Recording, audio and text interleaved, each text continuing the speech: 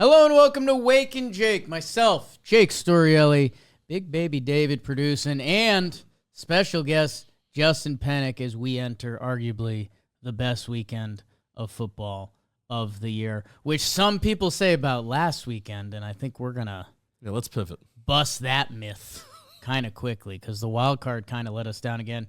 We are going to cover a lot. We are going to give you quarterback rankings remaining. We will cover, Penik's pretty hot about the playoff format. He needs to get that off his chest because he's not pleased there. And obviously previewing the big games of the weekend. Not a lot of baseball talk. I guess, Justin Penik, 1 minute to get your baseball thoughts out. 1 minute to get my baseball thoughts out. I want the Yankees to continue to get better, and if Luis Arias is going to help that, then let's go get Luis Arias and get a first baseman. Got Goldschmidt. I've got good news for you. Oh, well, there you go. Good. We don't There's need a your first baseball baseman. minute with Justin Penik. And now it's done. Hey, Penik, how are you? How are you feeling with football? I guess maybe this might be the spot for you to get off. You're not too pleased with what's going on with football. Yeah, what do we got? It's not even a playoff format thing because I like more games. I like teams getting to the playoffs and stuff like that. I don't really have like a big problem with the format, but like I'll get it off my chest. Like this weekend sucked, and like to get excited, especially for somebody who like myself, like I'm trying to work and I'm trying to find stuff to talk about and like look at this cool thing. There wasn't that like cool thing that kind of happened this weekend that everybody's talking about and everybody's buzzing about besides Sunday Night Football. And Sunday Night kind of saved the wild card weekend, and then you have that straggler game on a Monday now.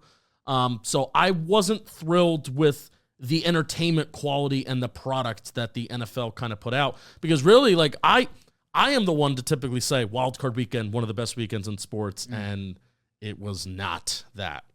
And I was disappointed. Yeah, I wonder how much of it is year to year, how much of it is how the matchups landed this year. I wonder, as this plays out over time, just because I feel like the elite in football this year and the elite are left. I mean, besides one team. Who's your elite team that's out? No, the team that is not elite that's left. Oh. Is the Houston Texans. You're so mad at the Texans. Houston Texans. I love that. The Houston third and long Texans. Because I might. Oh, no. I'm not saying I'm buying Texans stock. Cover? No. We'll get there. Yeah, we'll get there. I guess for me, Detroit is a wagon. Yeah. Detroit is a wagon. Philadelphia is a wagon. Be, Baltimore is a wagon. Yeah. Buffalo is a wagon. And the Chiefs are a wagon. They are. They win. The Chiefs invitation. They win. You have 5 teams that are at another level than everyone else.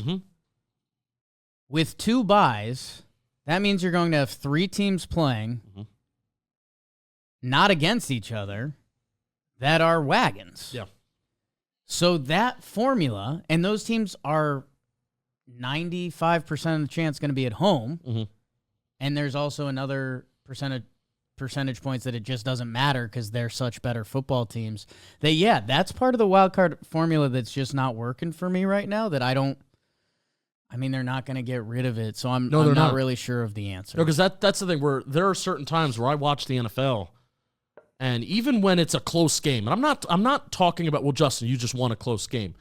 Like I looked at that, even that Monday night matchup against the Rams and the Vikings. I didn't necessarily look at it as the Vikings were just a bad team. I looked at it as the Rams just kind of kicked their ass. Right. And even when the Lions played the Vikings, it's kind of crazy. The Lions played the Vikings, the last week of the season. I'm like, oh, this is just a good team playing another good team and just playing better. Not necessarily that it's a bad game, but there are times even in close games where it's like, oh my God, this is not an entertaining watch just because it's close. So I don't know. I think the NFL. I would like the NFL to think about the quality of product that they're putting out there at times, but they don't have to since 20 million, 30 million people are going to watch every game that's on primetime. More people are going to watch. More people are going to gamble on it. The NFL is going to make more money than it's ever going to make, and there's no need to change if more people are going to watch. Yeah, they're not going to adjust. I remember when the Thursday night games started happening and they had a few duds, and people were like, oh, people watch. We watch. Yep. No matter what. And that's kind of what happens. I mean, the holiday schedule this year was bananas, and everyone tuned in. Yeah, you're asking teams to play, and that's the type of stuff that you're going to get. And now with teams don't practice as much as they used to, so you're going to get in there to practice, and there's no time to prepare. There's no Right. time to all right, we're going to adjust to this opponent. That doesn't happen, especially on the shorter schedule stuff. But it's postseason. I'm excited for this weekend. Make up for it. I think what America needs to do, and my guy Ryan Russillo mentions this sometimes, football, we just have this weird, I think in other sports, if a game is bad, like we have the mental capability to just be like, oh, it's a 10-0 baseball game. Mhm. I'm going to click away. Or this basketball game's a blowout. Football, for some reason, it's tougher to do that. And I don't know if it's the fantasy aspect. I think it's betting also because it's like, Sure. I need Tucker Kraft to get Right. a 20-yard reception because I was doing that a couple days ago. Yeah, there's a little bit of paralysis that kicks in, and it's like, well, I'm already awake. Mhm. Do I keep watching? Okay. Well, I'm glad that's out there now. Yeah. Better games this weekend. Let's start with the I don't want to say clickbait stuff, but your quarterbacks. Mm-hmm. One's left. All of them are We good. have 8 quarterbacks left, and it is a good note by you, Penik. They are all good. All of them are good. Like sometimes there's usually the loose string, or there's one of these things is not like the other. All of these guys have their arguments in a lot of different ways. That in the AFC, it's Mahomes, Stroud, Lamar, and Allen. And in the NFC, it's Goff, Daniels, Hurts, Stafford. I guess via conference, I'll let you roll for a little bit because this was kind of your thinking. Yeah. It would be really tough to do if we combine these conferences because automatically we're putting Mahomes, Allen, and Lamar ahead of anybody in the NFC. You have to. So that's why I think actually splitting this up by conference is a lot of fun. I think there's a discussion to be had between Allen versus Lamar in the AFC, and then in the NFC, you can put any of these 4 in any of the order, and I guess I wouldn't fully blame you. And this even includes Jaden Daniels as a rookie. So where do you want to start? Do you want to go a little bit more chalk in the AFC or NFC where the things can really chalk change? me because I don't know what the chalk is. 'Cause Okay. How do you even? I guess you yourself. How do you view Mahomes at this point? He's number 1. So it's not the AFC. even the 2 MVP candidates. All right, how are we going to phrase this? How are That's we going what to I'm frame asking you. the tier maker or the bracket? I guess it's for the remainder of the playoffs. Who do you right? want in the playoffs? Yeah. Is that the question that we're asking? I think so. Okay. I guess it should be team neutral. Yeah. So it's still Mahomes. Yeah, because especially you look at what Mahomes did last year, and I think Right? I think they're starting to turn it on. You saw Kelsey get more involved down the stretch, like Christmas Day. They just did this. Yes. I know the part that's frustrating to me, and I'm part of the problem because I'm kind of on the Eagles train. I think running the Okay. ball is sexy Mhm. and they're back. dominant. It's here. Like we talk about the Chiefs like this was a down year, right? Right? Kind of like last year, but I think people get it more. They get it more. Oh, this is just what they do. They went 15-2 Mhm. with their last game not mattering. That this was probably a 16-win team. Yeah, didn't lose a game at home. And 8-0 they at home. didn't care. Yeah. And normally for sports, if you don't show me something completely during the regular season, I need you to show me that. I'm a big believer, especially for our baseball now. I think the appreciation for the grind Mhm. is necessary. I think that's a little bit of what our Yanks have been missing in past years. Yep. That, going and getting it every day matters. For football, I kind of thought the same thing too. Sure, you can get hot right Mhm. time of year, and we could talk about that with the Rams a little bit because, that front 7, Justin Penik. Yep. But I guess we just saw the Chiefs in a much more malaise/losing games last year, and the postseason came, and they were the Chiefs, and they Mhm. won the whole thing. So, yeah, everything should still start with Mahomes. I guess I'm glad you're there because Yeah. I know you've been higher on Lamar than most people in previous years, and obviously what Josh is doing as well. It's so tough to pick between them. I guess that's where the conversation is next. I think they're going to put more on Mahomes' plate in the postseason because Right. that's just what the Chiefs do. It's like, okay, well, they led the league at least at one point for the majority of the year. They led the league in the most boring stat possible, Jake. Plays between 4 to 9 yards. But what's 4 times 3? 12. That's a first down. Oh. There you go. Boom, Yeah. math pod. So their success rate of running the ball very, very high, but they had a very, very low explosive run rate because that run game would just keep them on schedule and able to be success. And if you're going to play too high, because you have to play too high against Patrick Mahomes, you don't want him to stretch the field. But again, I think the Chiefs are gonna find more ways, and this I think is the genius of Andy Reid. Of now it's the postseason, now this matters more. I'm gonna ask Patrick Mahomes to throw it a little bit more downfield to Xavier Worthy. Let's use DeAndre Hopkins. DeAndre Hopkins is such a weapon inside the red zone, so Mahomes' touchdowns is probably gonna go up. And then of course you have Travis Kelce, who I honestly think the approach with Kelce is let's get him through the regular season and let's get him to the playoffs where now we're gonna have that ultra best communication. Like we're not even gonna call a play. We're just gonna allow these guys to just Travis Kelce run in an area where you know you're gonna get open, and then Mahomes is gonna throw it to you, and you two are just gonna get it because that's what they do. That's what's gonna happen. And I don't know if they're gonna dog walk the Texans, which I think they should, because I don't like the Texans. The Texans are not a good team, but also the Chiefs. The Chiefs don't really blow people out, so I could still see it being a close game.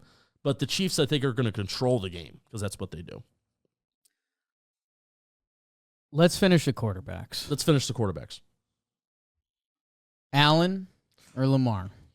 Because it feels like you just started talking Chiefs-Texans to get away from it. I know, because I don't want to decide. Right. Pivot question. Who's the MVP? I think Lamar's going to win. Lamar should win it. I think Lamar's going to win. The CBS showed like this side-by-side graphic of all the stats of like yards, touchdowns, interceptions, rating, whatever. And I think Romo was like, oh, I don't know, it's close, Jim. And it's like, no, it's not. Like Lamar is dominating in everything. And he's that good. We've never seen a season like this from a quarterback that can do the things that Lamar Jackson can do. Lamar Jackson, I think, is the MVP. It's the only hesitation is people are wary of giving multiple MVPs out. Josh Allen get his first. Like right. Part of me gets that, part of me doesn't. I think the thing for Lamar that got me is I think passing wise or QBR or one of those stats, it was like a top 5 season from a quarterback ever. Yeah. And I believe QBR doesn't involve rushing. I think is this ESPN QBR? I forget which one. That's why I didn't want to go there, but. And it was, for me, that's one of those light bulb moments. It's like, wait, this guy's breaking some of Vic's records, and he's also passing at that level. He's much better thrower than Michael Vick. Yes, much better. So then it's Lamar. This is so tough, man, because this is who would you rather have going forward in the playoffs, right? And I think I would lean Josh Allen. Okay. And I love Lamar. And I'm rooting for the Ravens to win the Super Bowl. What do you think puts you over the edge? Is it short yardage when you need it? Is it... I feel like the Bills have a little better of distribution. Like, I like all their options. From Cook to Shakir to Coleman to the both tight ends. Like, Amari. Like, it feels like it's a true offensive play caller's dreams where no one can demand the ball on their offense. That it's literally who are they leaving, and it feels like they're finding that guy. I'm worried if the Ravens can't run the ball as successfully as they do in these games where they kick ass. Right. I'm worried about, all right, let's put the ball in Lamar's hands and only Lamar's hands. Right. Throwing the ball, which I think he can do it. Sure. But it's a matter of, I think I would prefer Josh Allen and his supporting cast, even with that pass blocking offensive line, than Lamar Jackson. Zay Flowers is the number one. Mark Andrews has had like the renaissance towards the second half of the year. Isaiah Likely, sure. But I think I prefer if the ball is in Josh Allen's hands. And this is also past experience as well, where Lamar, it took the Ravens a while to be like, all right, let's run the damn ball in the playoffs. I think only 6 running back designed runs in the AFC Championship last year against the Chiefs. It's like, we can't do that. Right. And they got Lamar's legs involved along with Derrick Henry's legs against the Steelers. And that's a good physical defense, and they just destroyed him. They destroyed him, and they need to do that more. But if you get in a situation where you're down by 10 points, are you really, how committed are you going to be to the run game? You're going to feel that pressure. And past experience, Lamar's playoff performances still make me a little worried. Yeah, I mean, fantastic last week. You could say this with kind of any team, so this is a little dumb, but did the Ravens feel like every Madden team I ever drafted? It's like, okay, I'll take Lamar with the first pick. Oh, sick. Derrick Henry's still sitting there because no one. Okay. Oh, damn, the wide receivers are kind of gone. Yeah. Mark Andrews, that's still sick. And likely. I'll actually have 2 tight ends. So Let me grab the 300-pound fullback, too. Zay Flowers' numbers will probably boost during the season. Shot Bateman's good on the deep ball. You could say that for a lot of these teams. But so you have Lamar ahead of Allen right now. Because like I said, I have Allen and Lamar, but it's very close, and I hate that. So you have that flipped? Yes, with a sigh. I mean, it is what it is. That's why I hate this exercise in the AFC, but I like it a lot more in the NFC. Yeah. I'll do it just to be different. And, the whole Lamar, he only threw, really 1 interception because he hit his wide receiver's hands, even though that's not how it works.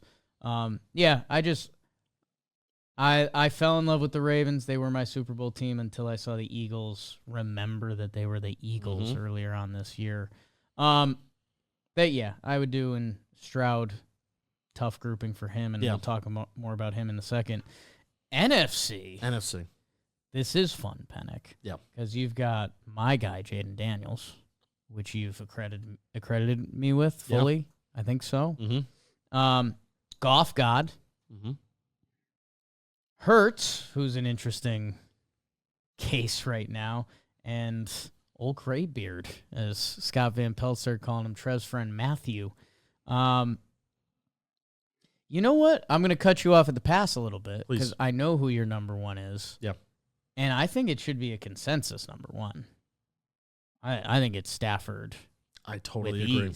Totally agree. The veteran presence, the way he can sling it, some of the spots he still puts the ball in. He's obviously seen everything Stafford with the Lions. Oh yeah, if you flip, this is crazy. If you flip Jared Goff and Matthew Stafford, thank you. If you flip them, Lions may already have a Super Bowl already. They probably do have a Super Bowl already. I think they'd be the easy favorite. It's not a shot against Goff. I like Goff, but Matthew Stafford in all of the games that they've played the Lions, Stafford has outplayed Goff, but you just have the juggernaut that is the Detroit Lions. That's the difference because they just have such a great football team. Before we have the rest of this conversation, Goff, go out and win the whole thing. I would love that. That'd be awesome. Because it does get really tricky for how much I love Jaden Daniels.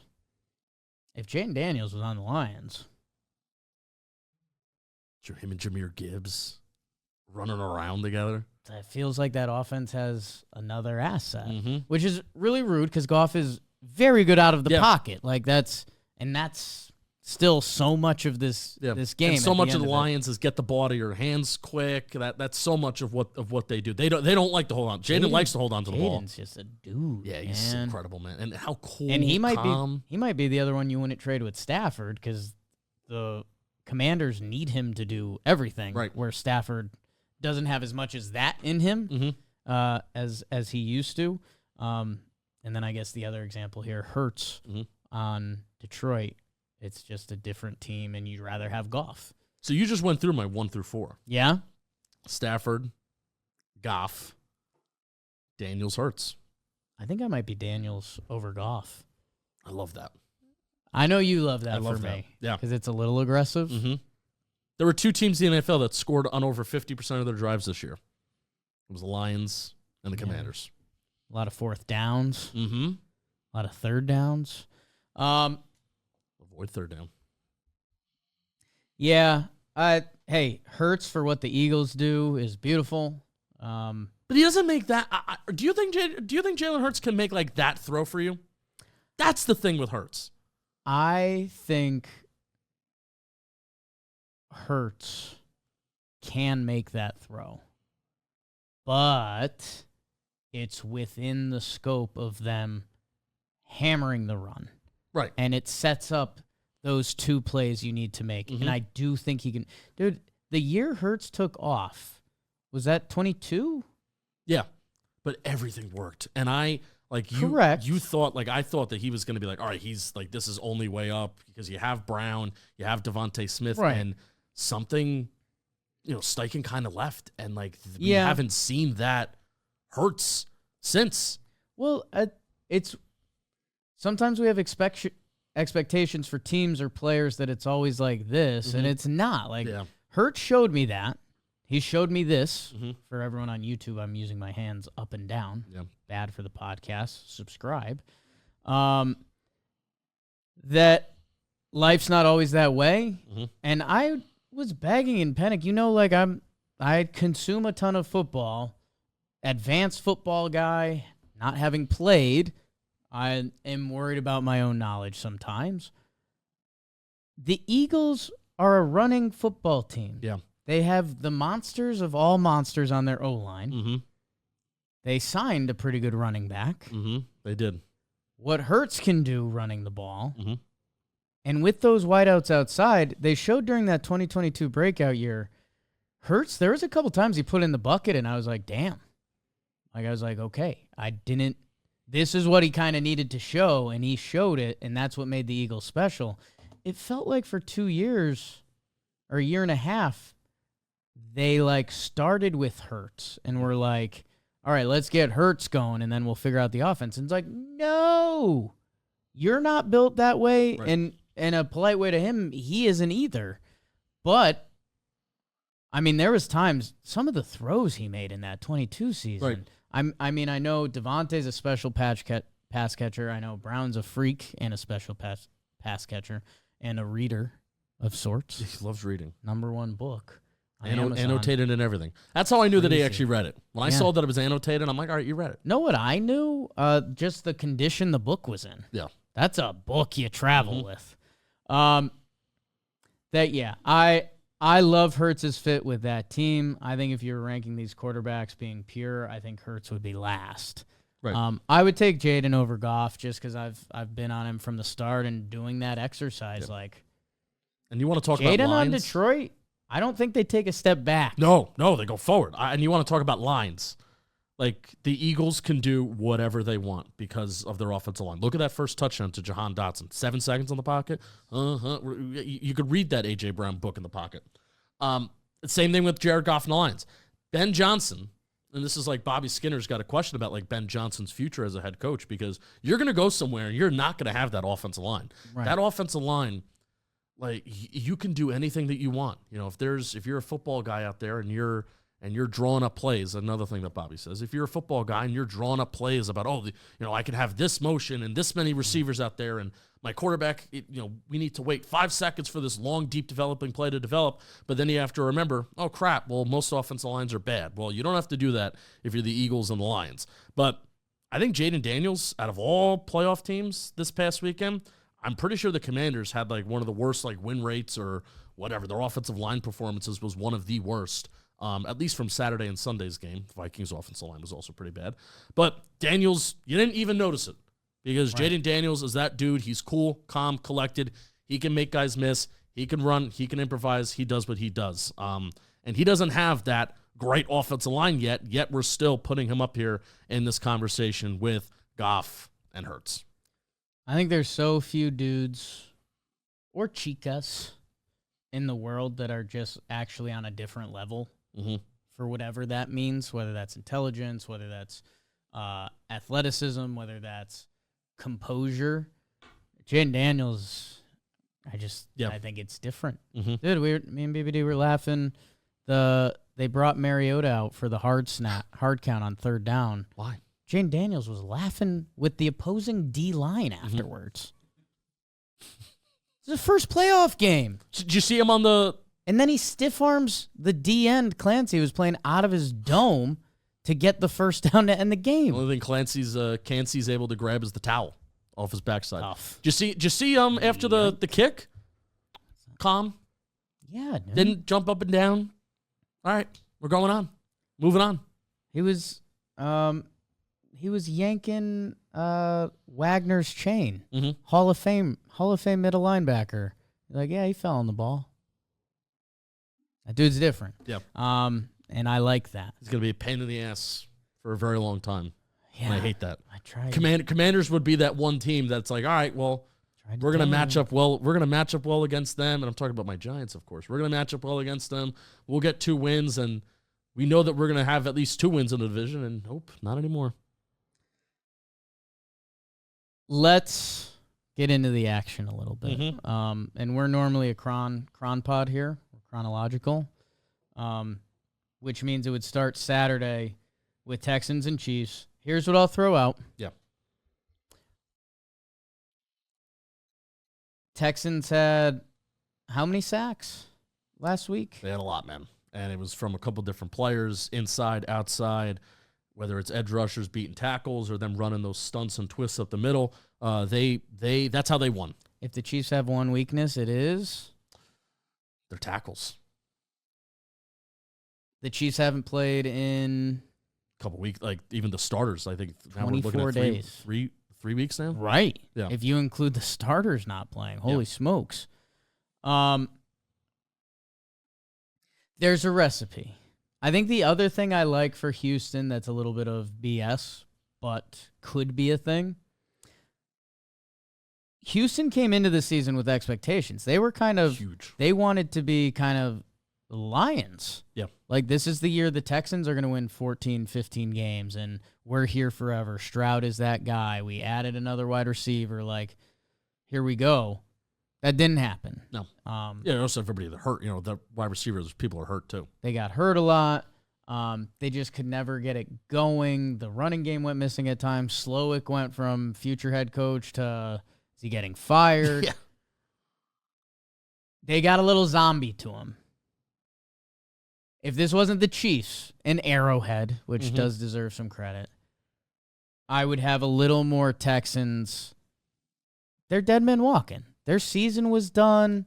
I know Rex says a lot of stuff, and Mixon dropped it after the game, but okay, so I've got a D-line that can get pressure, a defense that's feeling really good.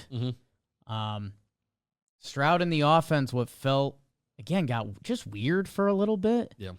Mixon will get you 100 on 25 carries. That O-line, though, I just worry about that O-line. Right. I don't know. If this wasn't the Chiefs, if this was, and this is super unfair, I think, Beebs, I think I said it throughout the year that the Vikings were going to be the regular season team that won a lot of games that loses because we see that team every year. Again, a lot of stuff happened there, and I have some more commentary on that later. If it wasn't the Chiefs, I think there could be a Texans hype wagon. Yeah. But it is. It's the Chiefs. It's Andy. It's Patrick. I think they could cover if we're They're talking going about for a 3-peat. If we're talking about 8.5, I think the Texans could cover, and then it's one of those things of, hey, you never know. 8.5 is a pretty big spread for a Chiefs team that does play a lot of those one-score games. But I call the Texans the Houston third and long Texans because you just look up, and every third down is 3rd and 7 and longer.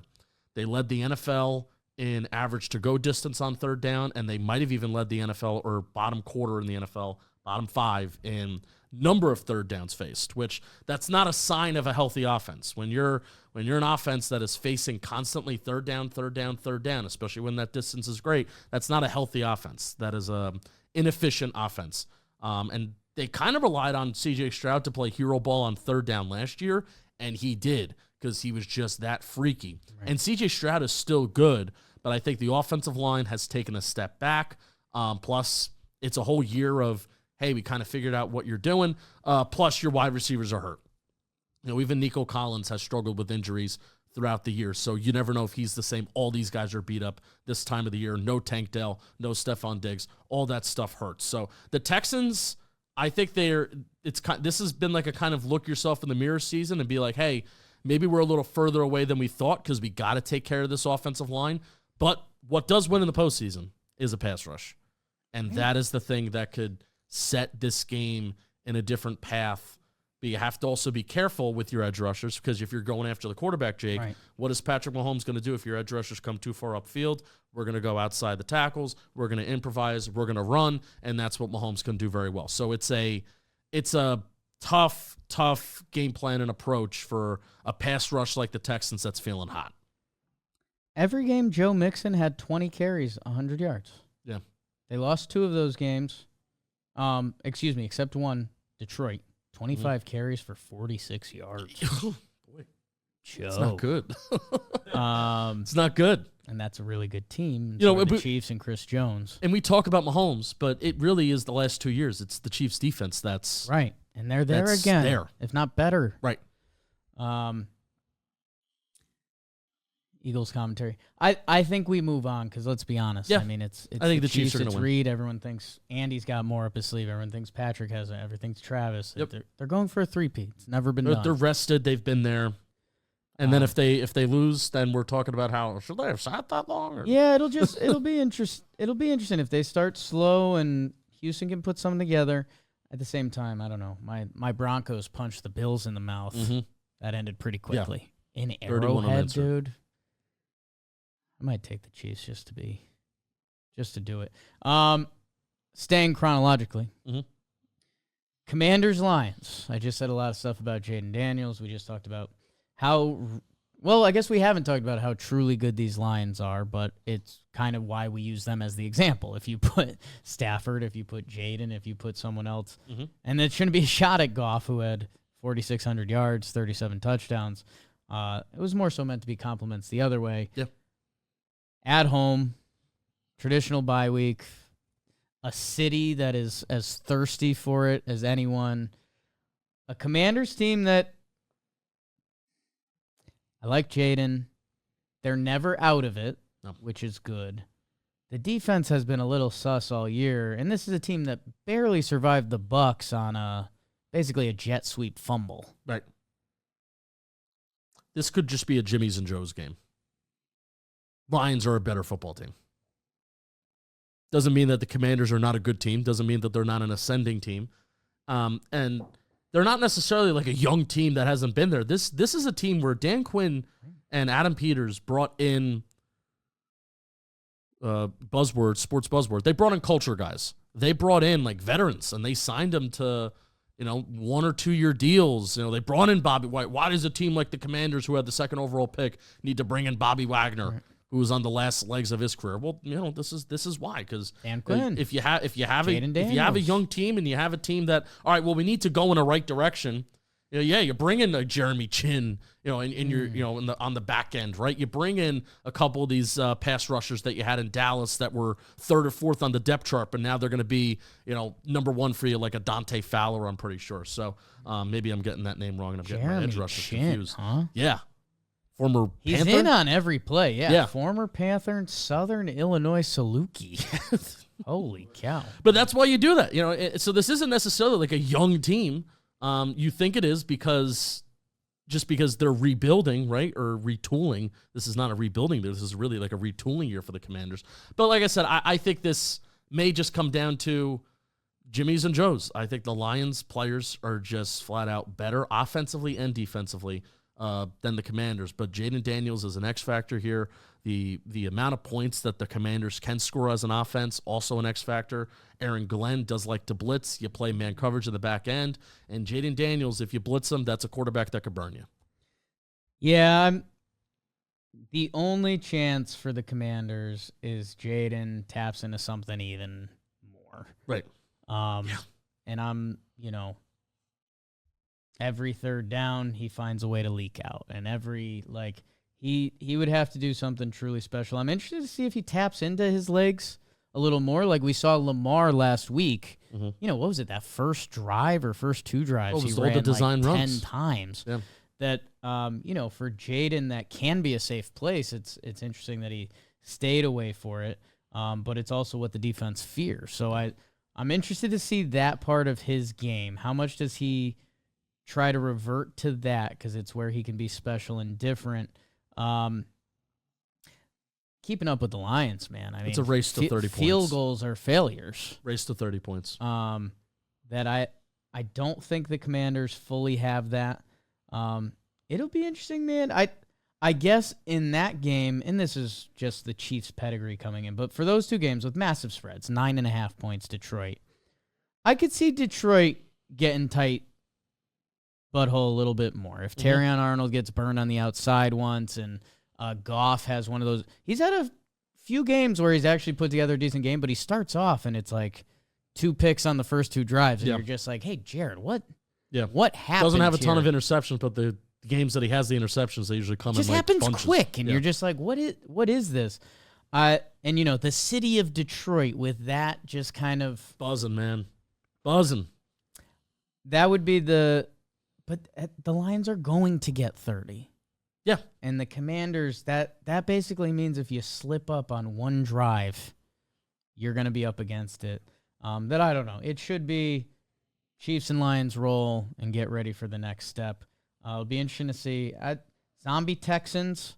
If I could buy like 2 zombie Texan stocks just to take the screenshot the next day and be like, Otherwise, I'm out on both of them. Right. Sunday, Rams Eagles, and I'm glad you brought up Jeremy Chin. I am. Yeah. Because you mentioned Bobby talking about the Eagles, and Hurts isn't always going to have that O-line. I think I have bad news for you guys. I think he's going to have it.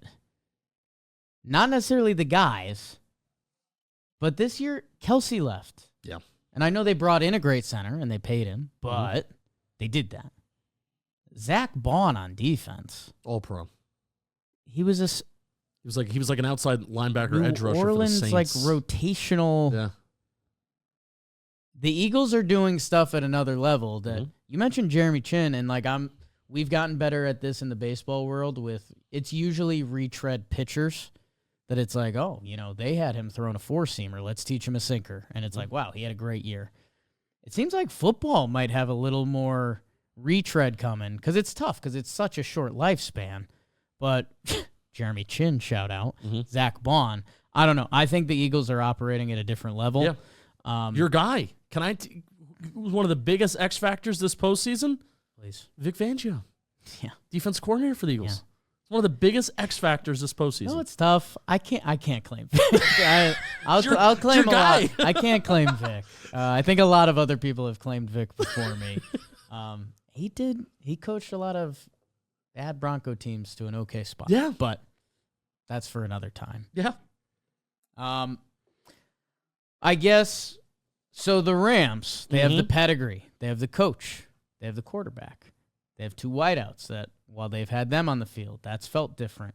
Oh, my God, when Higbee was out there, and I know he's questionable for this game, and they have, the cheapest defense in football. Their front 4, I mean, we'll go through it. On the interior, you have Colby Turner, second-year player, like I think a day 2 pick. And then you have Braden Fisk, Florida State, first-round pick. So that's your interior, first and second year. And then your edge rushers, you have Jared Verse, Florida State. And then you also have on the opposite side, you have Byron Young from Tennessee, who was like a day 2 or a day 3 pick from Tennessee the previous year. So year 1 and year 2 players are your front 4, and they're good. They are good. And it feels like the defense is taking a step. Feels like Stafford and McVay,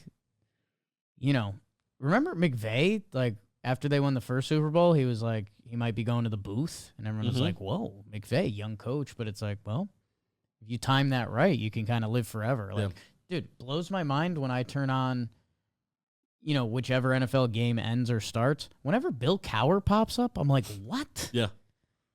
Cowher felt like he was old when he retired, and he's still at it, and he still looks like Bill Cowher. That it's like, dude, if McVay won that Super Bowl, went to the booth, get ready to see 80 years of Sean McVay. They showed McVay and Stafford back-to-back, like during the national anthem, and it's like McVay looks younger than Matthew Stafford. Looks great.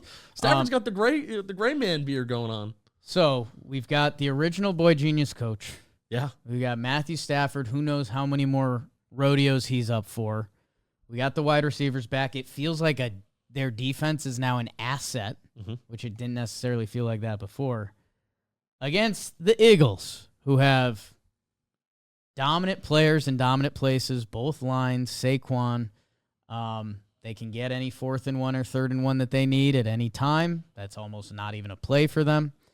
They have a head coach who is almost viewed opposite of Boy Genius. Oh, yeah. for lack of a better term, but in a way it works. He's like the most successful coach in NFL history, and that's a little bit of the assets he's using, and it's a little bit of how he acts with it. Philadelphia is a 6.5-point favorite. The other thing that does need to be mentioned, Justin Penik, these two teams played once, if I remember correctly. Yeah. 37-20 Eagles, and Saquon ran for 255. That's the worry. Anytime you play That's the worry. That's the worry. Anytime you play them. If I'm the Rams here, which I'm surprised to see that they only had an 18% blitz rate from Monday Night Football this past week. And the Packers, who played the Eagles, had a 20.8. I am ramping that percentage up. Okay. Or what the Rams did, what I really liked, is a couple times you saw, all right, we're going to show this, we're going to show these front four, we're going to show this five, but then you saw these corners and these slot corners. Like, there was one sack that they had where they brought both corners. I'm like, that is crazy work to bring in two cornerbacks on a blitz and you're dropping back these linebackers.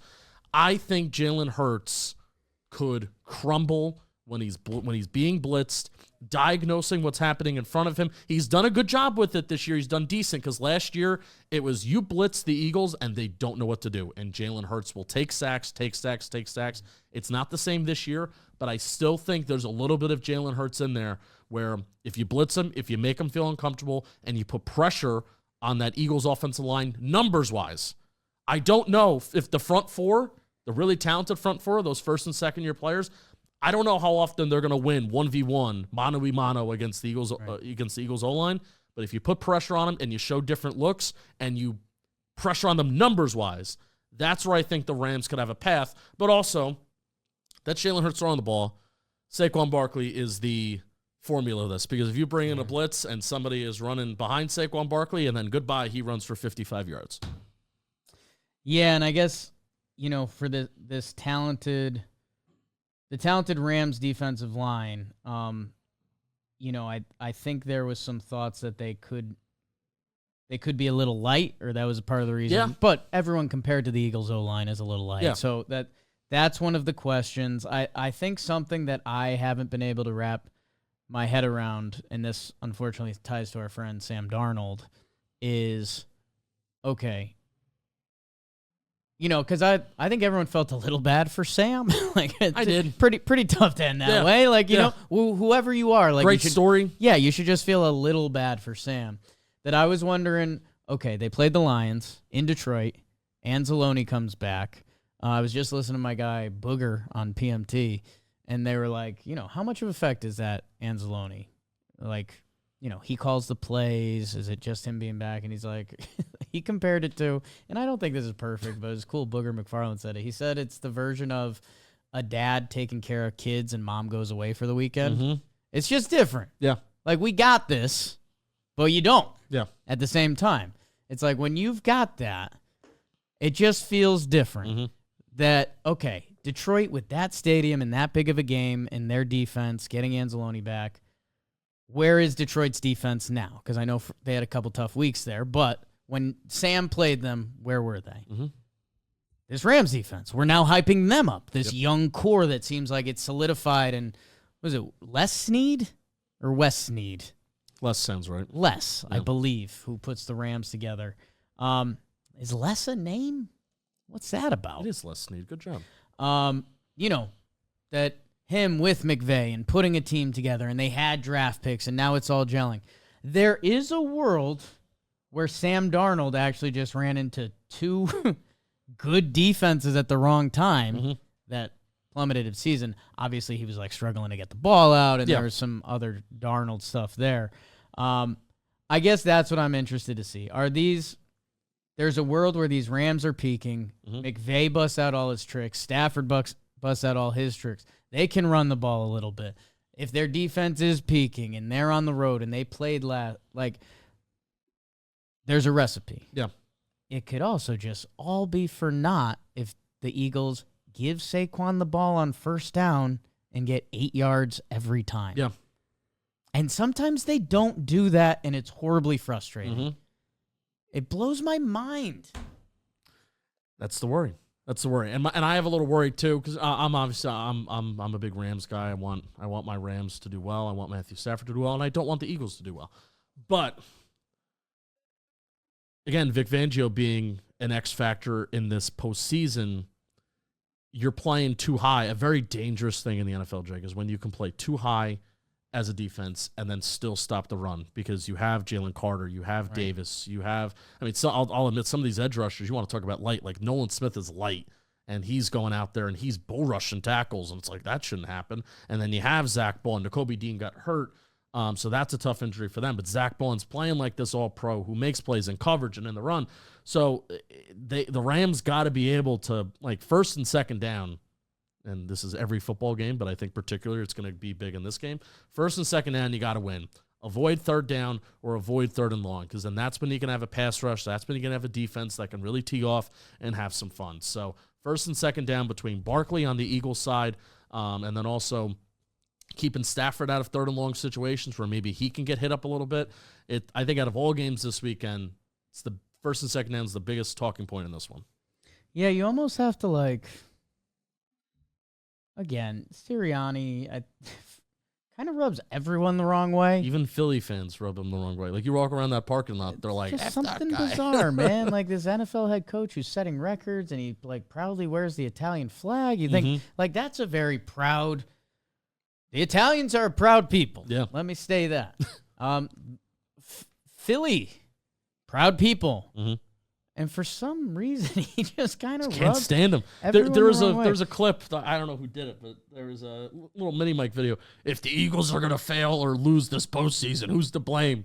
Everyone's like, Nick Sirianni. It's like, just no doubt. It's like, this is great.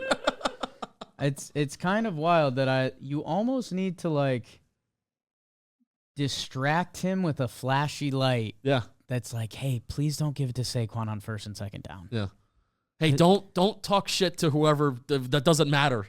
Don't talk shit to your fans. Like, let's just look over here. You're right. I don't know. I think the Eagles, they kind of already overcame their adversity.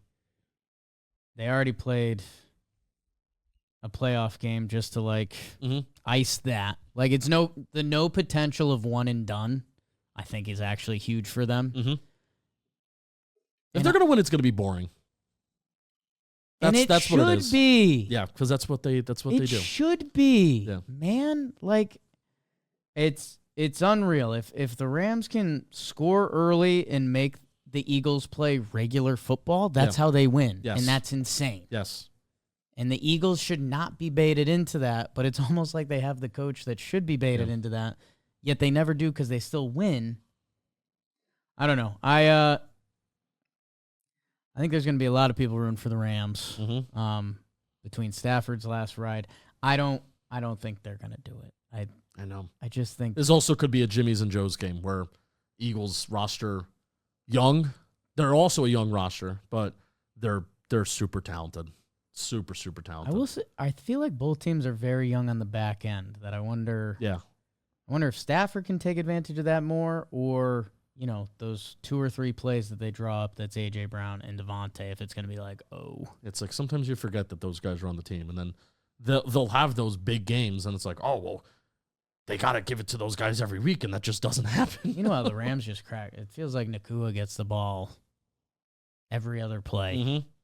Cracks a rib, comes in 2 plays later. He's a monster. See him as a lead blocker. They put him in motion as like a lead blocker. They don't need a fullback. Built out of different material than us. Yeah. They'll replace some material mid-game and put another on him, and then he'll go back out there.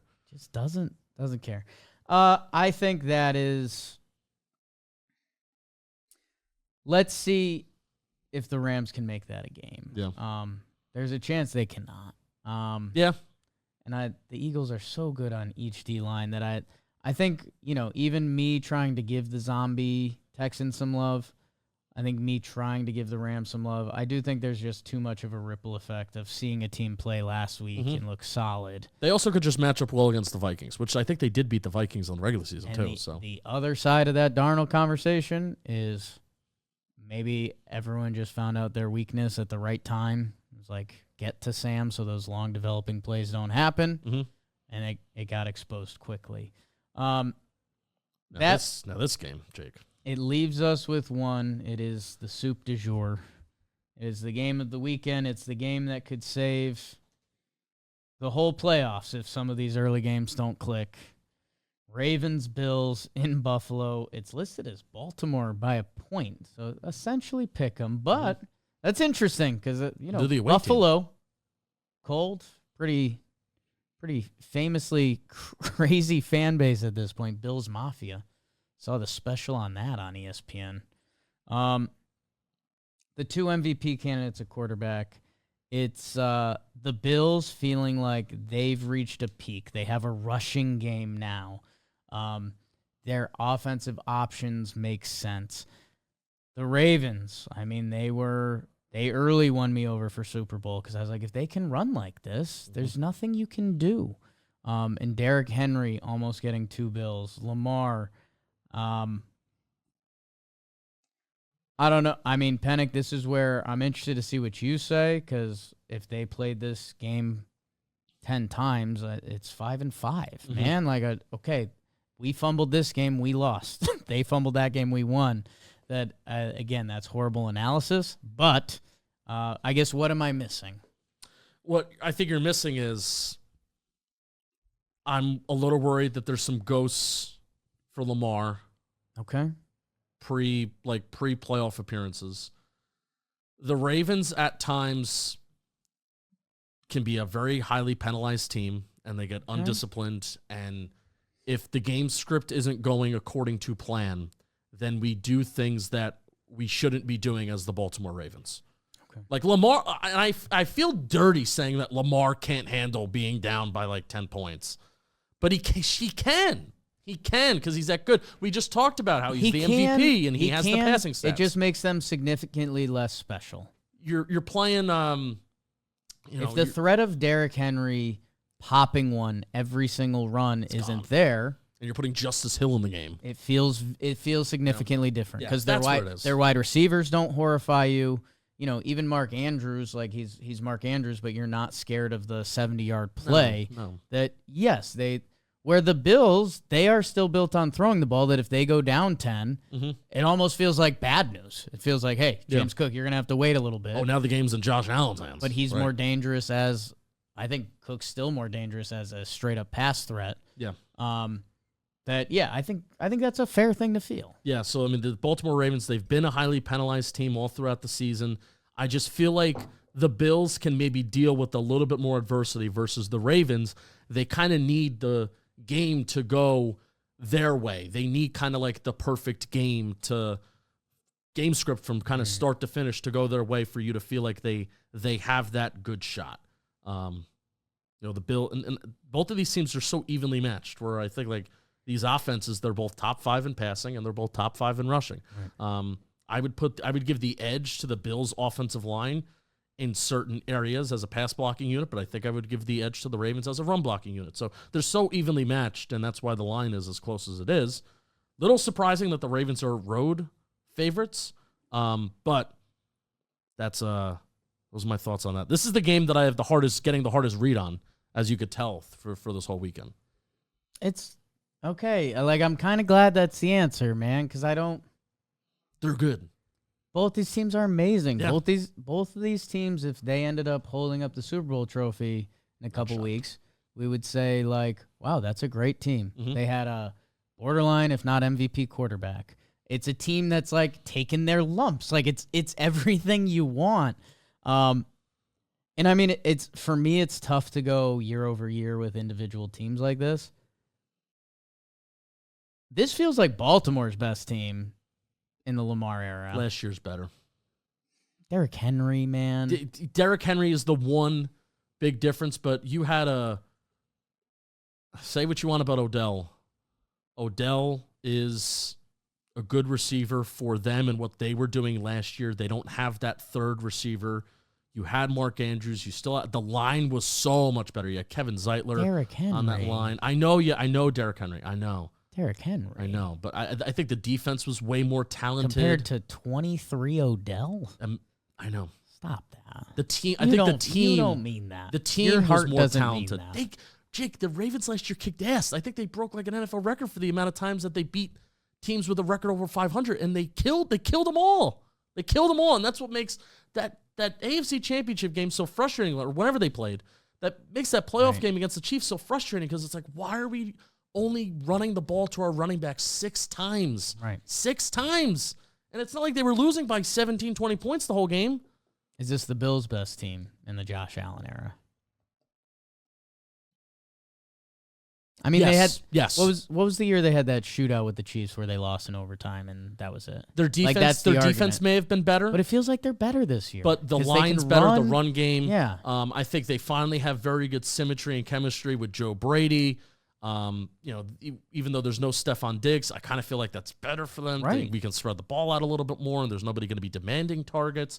So I do feel like offensively, this is the most complete that we've seen, especially when it's led by an offensive line that is as solid as it is. You couldn't always say that about the Bills. If I made you pick with I'm going to have to pick. even for football gamble today. with your hard-earned money, what would you do? I'm rooting for the Ravens, but I think I'm picking the Bills. 8-0 at home. Yes. Yep. Yeah, it's and this goes with this should have been said earlier. The Ravens beat the Bills 35-10 in Baltimore. Derrick Henry, I believe, 199 yards, not 200. But I think the first run of the game, it was a house call. Oh, was this the one where he 87-yard touchdown where he reaches like the same max speed as Xavier Worthy reached that weekend? Yes. That's a million view reel on JM Football. How do you like that? I remember that. And go check out Jam Football. Yeah. Couple videos have already dropped in the previous week. Couple Yeah. more videos will drop. Same point differential, same average margin of victory this year for both of these teams. Point differential plus 157, average margin of victory 14.9. Same. How do you like And that? They're just so similar. Whoever wins this one probably goes on to play the Chiefs and Arrowhead, where both have been taken down. Yes, because the Ravens played their week 1, right? That was the week 1 game. And then highly controversial ending. And then Bills took down the Chiefs. Right. I guess I meant in recent. I was talking initially about playoff. recent playoff Yes. history. Yeah. Yes. Yep. Yeah, because the Chiefs own the Bills in the playoffs. Bills own them in the regular season. That's the whole thing. Hey, probably getting ahead of myself because, again, favorites isn't how the sports always works. If it's Lions-Eagles, knowing what you currently know, your opinion doesn't change on either team. Where do you go?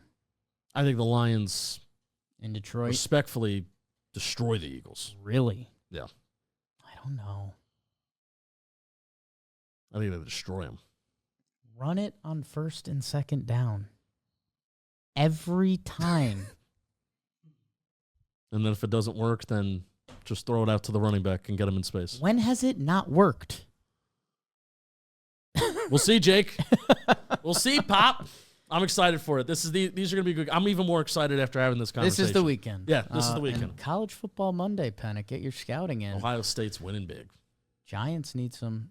Thank you to Justin Penik. Go follow him on everything. Streaming this weekend or no? Yeah, I would like to stream this weekend. Okay. Probably more on Sunday. Okay. Two better games. Go check that out. Check everything out on JM Football. We appreciate you guys and BBD's uncle. Wake and Jake is a production of Dead Patrick Productions, John Boy Media, and Workhouse Media.